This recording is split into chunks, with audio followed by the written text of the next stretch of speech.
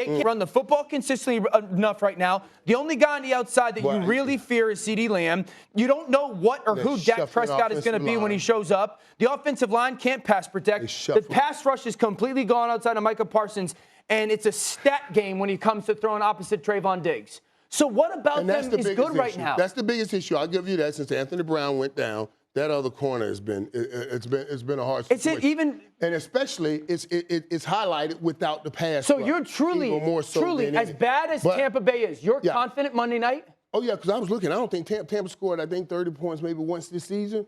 And we were averaging 30. That's the way I'm looking at it. You guys, you Cowboys fans and the whole number one offense thing nauseate me. They really do. Why does that nauseate you? What's wrong with that? Because when somebody else is the number one offense, it doesn't nauseate you. You feel like the statistic lies? Like the numbers lie? Points don't lie, baby. 35 points a game is 35 points a game. Yes, they do. How is that a lie? 35 points a game. Ain't no many teams. How many teams going to score more than 35 points Because how are those 35 points being scored in against two? That's like me going to the golf course in my town, Longshore, shooting 72, then going down to Augusta, shooting 72 and thinking, they're both the same. No, they're not. That's not true.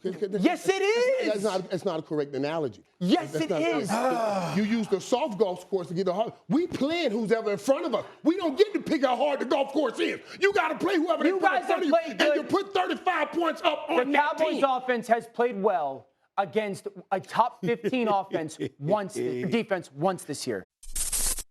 Thanks for watching ESPN on YouTube. For live streaming sports and premium content, subscribe to ESPN+.